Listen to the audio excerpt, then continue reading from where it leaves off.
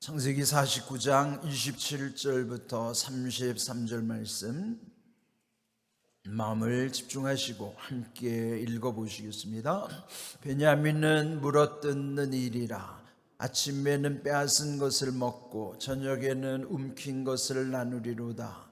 이들은 이스라엘의 12지파라. 이와 같이 그들의 아버지가 그들에게 말하고 그들에게 축복하였으니 곧 그들 각 사람의 분량대로 축복하였더라.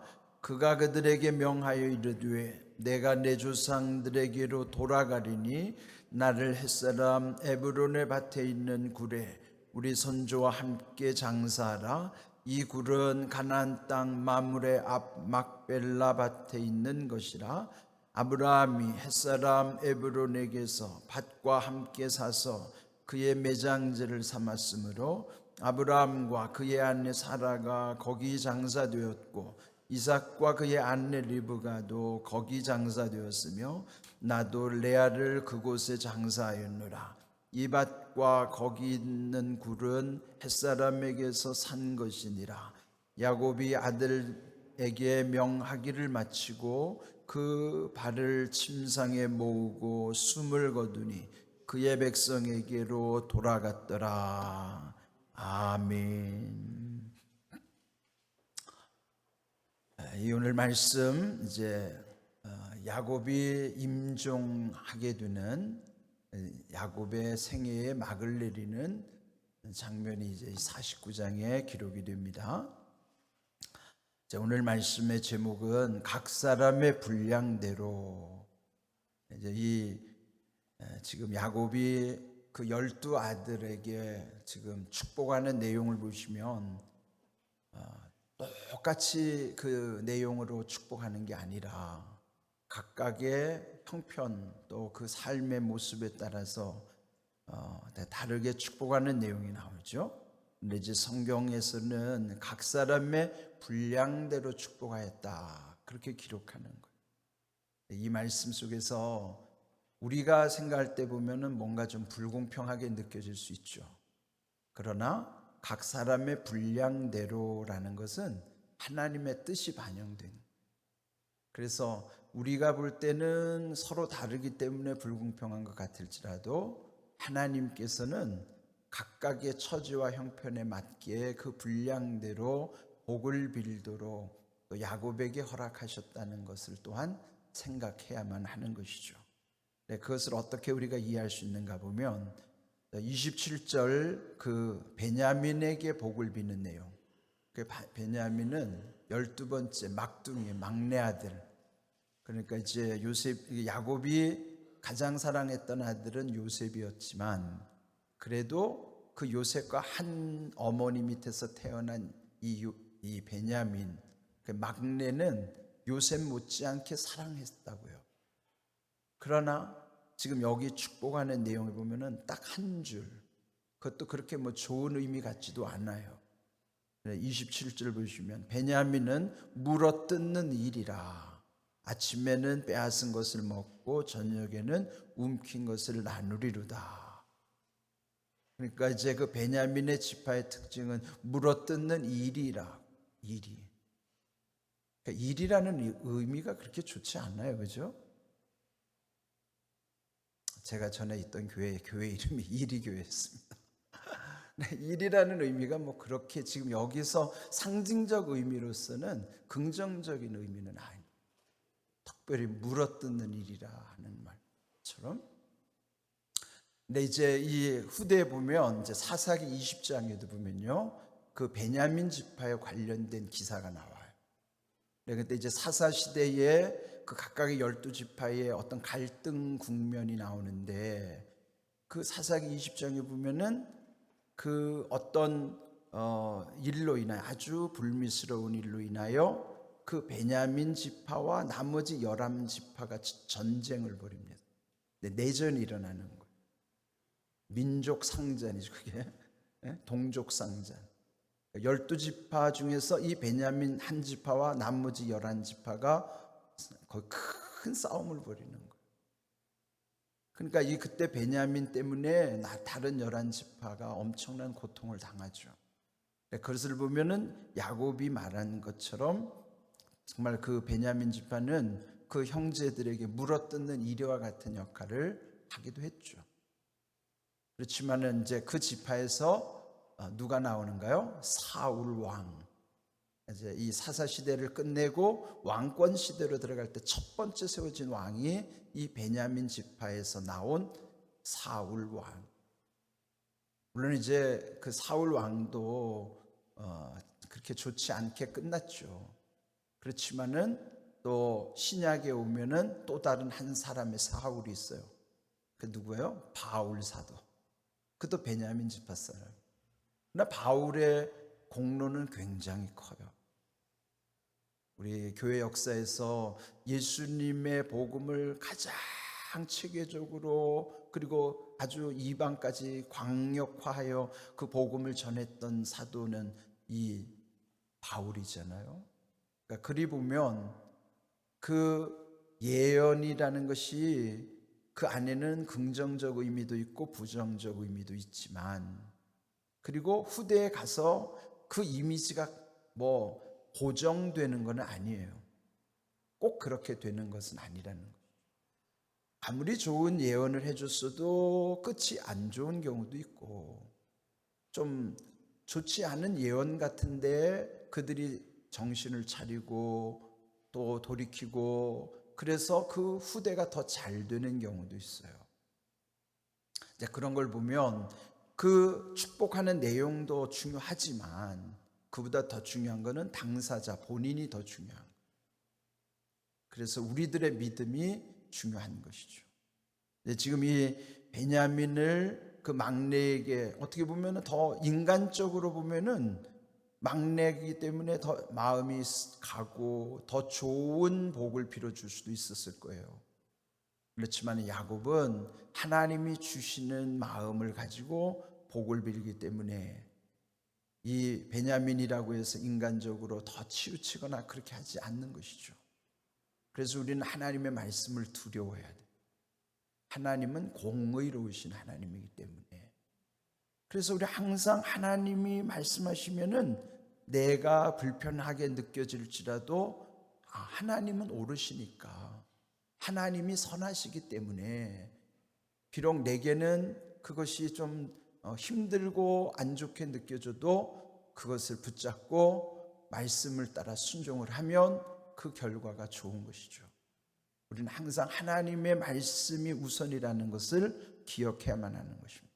네, 그래서 이제 여기 그 12명의 아들을 다 축복한 내용, 그리고 마침내 이 성경은 그들 각 사람의 분량대로 축복했다, 그렇게 결론을 내리는 거예요.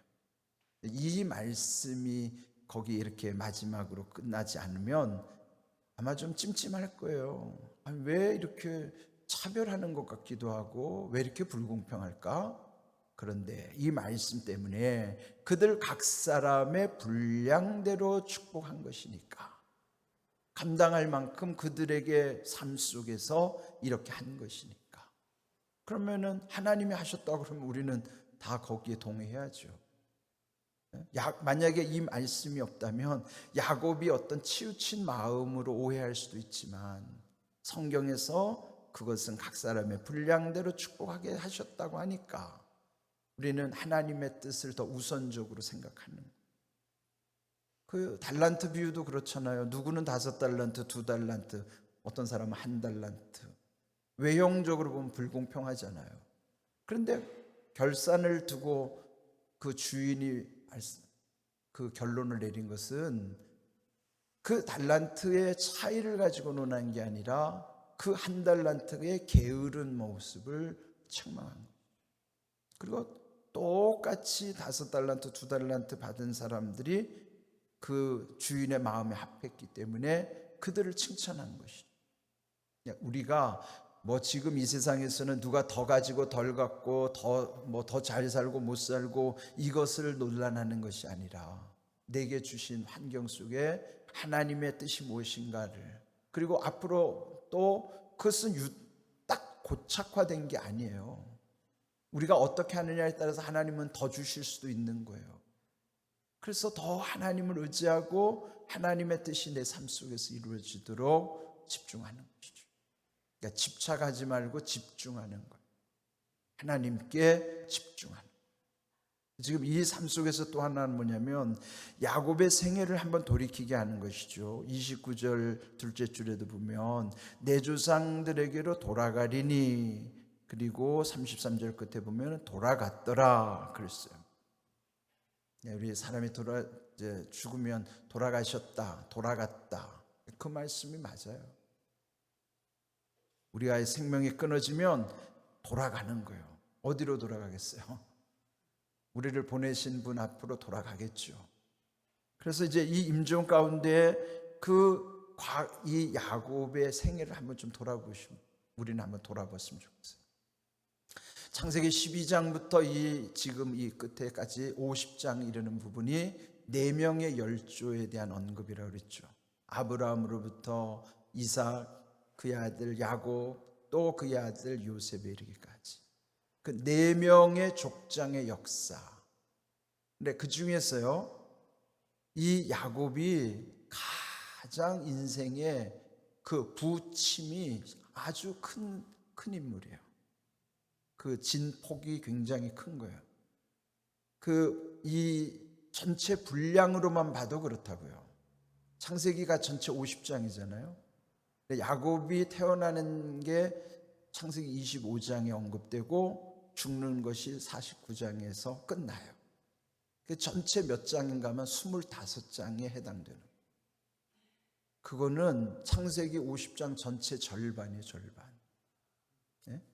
창세기 전체 50장의 절반이 야곱과 관련된 내용이라고.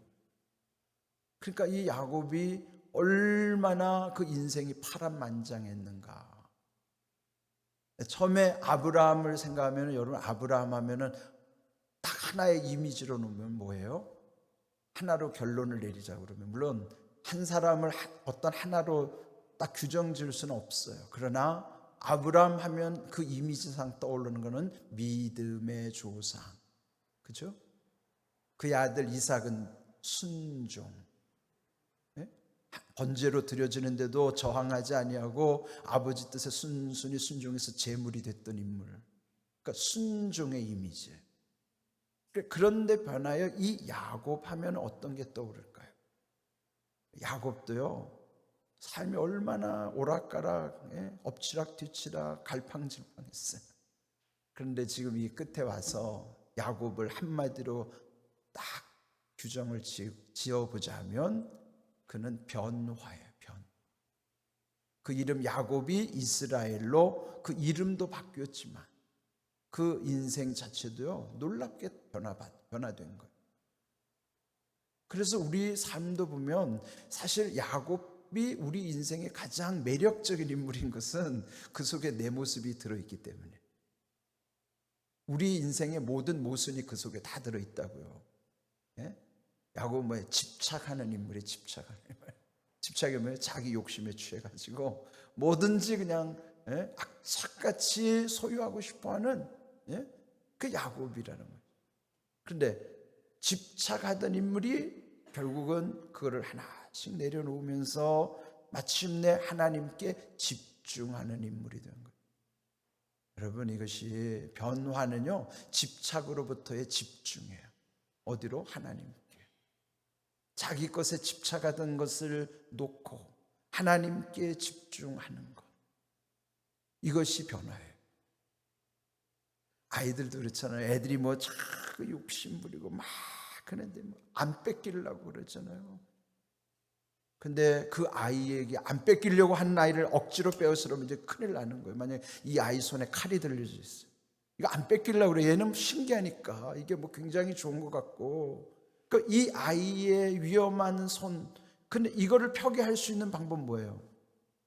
이 아이에게 더 좋아 보이는 것을 줘야만 이 아이는 이것을 자연스럽게 놓고 그걸 잡으려고 하는.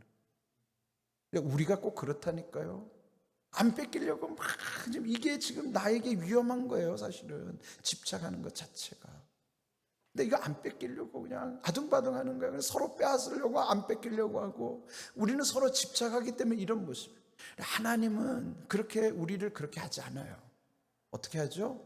자연스럽게 놓게 하는 거는, 이건 스스로 놓게 하는 거는 어떻게 해요? 천국에 대한 가장 좋은 소망을 볼 때만 이거 놓을 수 있어요. 그래야만 비로소 놓고 가장 좋은 것을 보는 순간에 이 세상 모든 건 다 헛된 것이구나.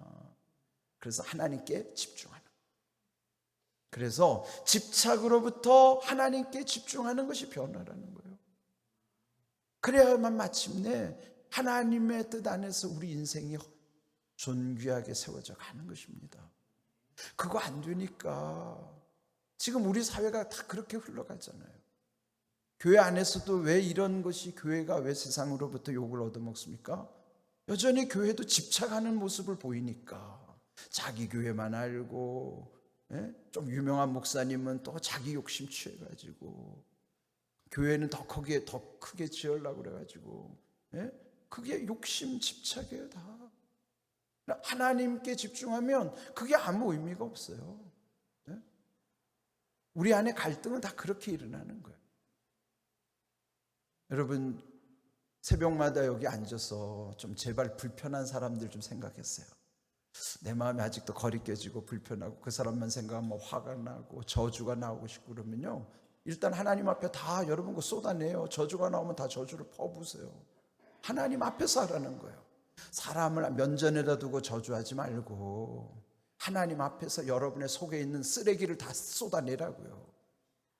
죽이고 싶으면 죽이고 싶다고 말하세요. 그 사람 앞에 너 죽이고 싶어 하면은 안 되고, 하나님 앞에 하나님, 나 저 사람 죽이고 싶어요. 그렇게 말을 하라고요. 죽이고 싶으면서도 하나님 앞에는 내놓지 못하고 온갖 쓰레기를 내 속에 다 집어넣고, 그러면 나만 상하고 나만 죽는 거예요.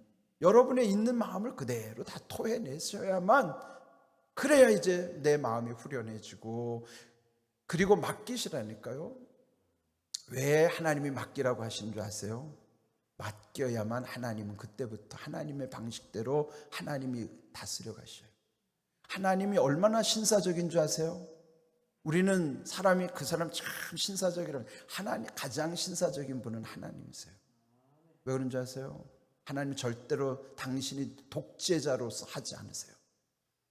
독재자라는 거면 자기 맘대로 하는 게 독재자죠. 하나님 맘대로 막 우리를 막 강탈하면서 이렇게까지 하지 않으세요. 맡기라고 하시면 네가 맡겨야 내가 처리한다. 우리도 그랬잖아요. 뭐 누구 보고 맡기라고 맡긴 것 같은데 맡기지 못하고 자기가 자꾸 신경을 써요. 아니, 맡겨놨으면 좀 이제 거기에 대해서는 좀 여유를 가지고 그 사람이 일하도록 해야 되는데, 자꾸 만날 때마다 어떻게 됐어 뭐 자꾸 이렇게 집착하면 일을 못하죠. 사람도 그럴진데, 하나님이 맡기라는 거는 내가 일하려면 네가 손 떼라 이 말이에요. 너 손 떼라 거기서. 그래야 내가 일한다. 손 떼라고 하는 거면 내가 마음이 편안해져야 손 뗀 거예요. 여전히 불편하면 난 아직 손을 떼지 않은 거예요. 그럼 하나님이 일하지 않으세요. 맡겨드리세요. 맡겨드린다는 건 내 마음이 편안해져야 맡겼다는 표시입니다. 여러분이 정말 맡겼느냐? 그럼 마음이 편안해져야 맡긴 거예요. 그래야 그때부터는 주님이 일하시는 거예요. 그 전까지는 주님이 일 안 하세요. 여전히 불편하면 주님이 일 안 하신다니까요. 왜? 편하다는 거는 주님께 맡겨드렸다는 증거란 말이에요. 그게 사인이에요. 맨날 교회 와가도 기도해도 찜찜하고, 기도할 때 또 나가면 또 막 여전히 그 사람 보면 불편하고 마음이 힘들어지고, 그건 아직 내가 맡기지 않았다는. 야곱도 그렇게 살았어요. 근데 마지막에는 그거 다 내려놓고 하나님께 집중하고 가는 거예요. 그걸 빨리 하는 사람이 철드는 것이고, 그 사람이 빨리 하는 게 행복한 사람이에요. 철들자고요. 좀 주님께 맡기고, 내가 힘들어하는 거 이제 좀 손 떼자고. 그럼 내 마음이 편안해지면 그때부터 하나님이 일하신다니까요. 그래야 일이 풀립니다. 그래야 여러분이 살아요. 그래야 여러분 모든 거 잘 풀려요. 그렇게 안 하면 계속 힘들어지는 거예요.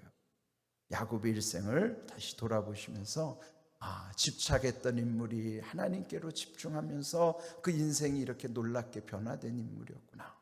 결국 신앙은요, 변화예요. 변화돼야 돼요. 끊임없이 예수님 닮아가는 그런 귀한 은혜. 우리 교회가 그런 사명을 함께 감당하는 거예요. 지금 여러분 상한 심령들 얼마나 많아요. 우리가 새벽마다 기도하는 것처럼 방황하는 이들, 상하고 지친 이들, 낙심한 이들, 갈급한 이들 많아요. 그분들이 이곳으로 올 수 있도록 우리 교회가 그렇게 함께 기도하고 세워지고 섬겨주면 돼요. 그러면 그들도 다 여기서 그런 은혜를 체험하게 되는 것입니다. 귀한 은혜 가운데 모든 삶이 회복되기를 주님의 이름으로 축복합니다. 아멘.